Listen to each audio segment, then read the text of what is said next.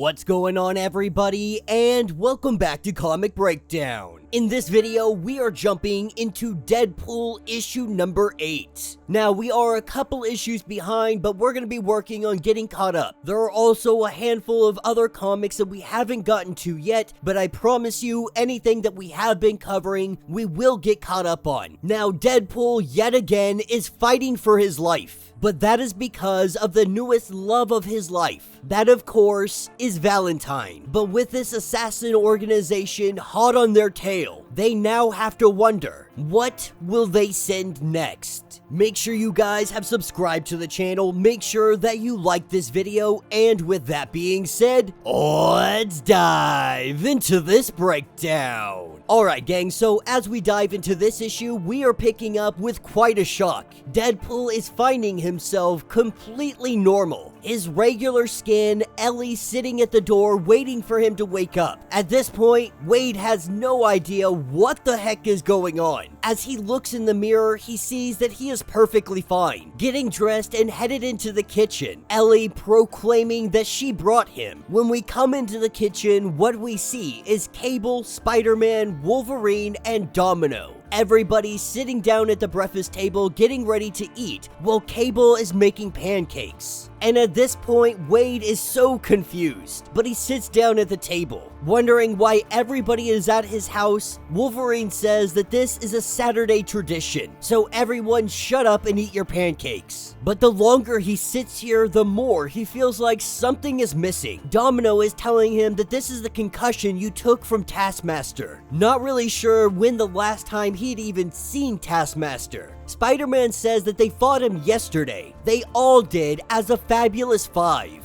But as all of this continues on, Wade has some memories. Memories of his dog, Little Princess, and of Valentine. This is when he asks the question, where is Valentine? This is when everything changes. And Cable says, you tell me, where is Valentine? That's when Deadpool gets up from the table and he flips it. That is when all hell breaks loose. Cable begins to open fire, and Wade, he grabs Ellie. He protects her with everything that he can, with Domino attacking next. We see Deadpool has a grenade in his hand and he shoves it into the mouth of Domino. With Ellie in his arms, he runs out of the house as quickly as he can. But as he goes to make his escape, that is when Spider-Man hits him with webs. Pinning him down to the ground, we see Wade able to break free, and in doing so, his skin peels back, and underneath is his regular burnt skin. That's when he reaches into his pants, and what he pulls out is a pistol. First, he takes care of Spider-Man. Slashing at his stomach, we see the Deadpool suit, it becomes very visible. But when Wolverine takes his claws and drives them into the chest of Deadpool, it does nothing except give Deadpool the opportunity to put one into Logan's head.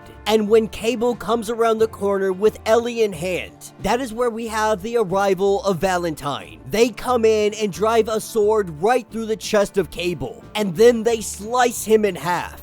Valentine had just gone out to walk the dog, to walk Little Princess, their symbiote pup, but seeing the shape that Wade is in, asking what is going on and what happened to your face, he tells them that this is what he used to look like, and that he gets it if they are more interested in him like this than how he was before. This is when Valentine, they pull back that skin to show his regular face, that they will always want him, the real him and only the real him. But hearing the voice of Ellie, we see Wade walk over to her and he embraces her, going on to talk about Ellie's mother. What this Ellie didn't know is that her mother was already dead. This is how Deadpool knows that this is not his Ellie. Using some salt, we see this creature that was Ellie begin to just disintegrate. Left over is nothing but Aster, one of the assassins that were sent after Valentine and Deadpool.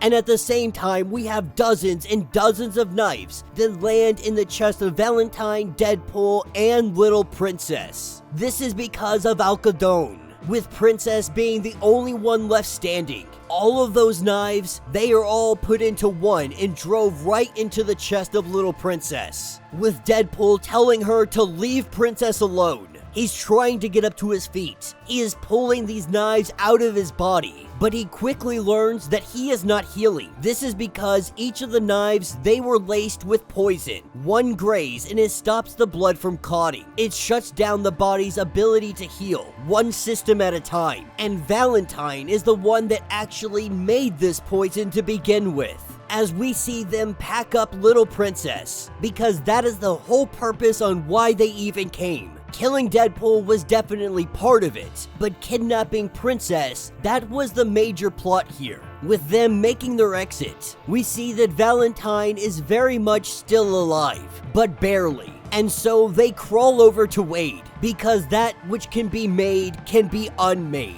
As they take their needle-like fingers, poking it into the vein of Wade, we can only assume that they are pumping the antidote into his blood system. And that is where this issue will end. So let me know what you guys think down in the comments. A very quick issue, but a very fun issue at the same time. Now, I've said this for quite some time now. I'm not the biggest Deadpool fan. I'm not a big fan of the fourth wall breaking, and I'm also not a fan of Alyssa Wong. So me buying this comic and reading it this far into it, I'm actually surprised. But she has done such a good job of really writing this character that I don't want to put this comic down. There's much less of the fourth wall breaking. This is more focusing on the relationship that is building between both Deadpool and Valentine. And I would be lying if I said that I didn't very much enjoy Princess, the symbiote pup. Now, I don't expect this pup to hang around forever. I think that eventually we're gonna see this pup go away. But for the time being, it is super awesome to have it here. And while I definitely have enjoyed the last 8 issues, I for one am ready to move on to a new story arc. They really have been playing this one out for quite some time. Now, we are 2 issues behind, so I don't know necessarily where we're standing currently. I have yet to read the 2 new issues, issues 9 and issues 10. But based off of the covers, I can assume that we're still dealing with the same thing that we are in this comic. Eventually, he's gonna face against the Horned Emperor. But what will happen with his relationship? What will happen with our symbiote dog? And once he is done with this, what is next in line for Deadpool? Let me know your thoughts, let me know your theories. If you would like to get completely caught up on everything that is going on with this issue, be sure to check out the link in my description as well as the top of this video. It'll get you completely caught up on all of the issues of Deadpool. If you would like to support the channel, you can always do so by joining the channel membership. Much like Patreon, having multiple different tiers, from $1 to $50, from loyalty badges to comics every single month. Not only are you helping out the channel tremendously, but you are getting tons of perks in the process. If you are unable to do this, do me a favor, subscribe to the channel, like this video, hit that notification bell, and with that being said, until the next breakdown.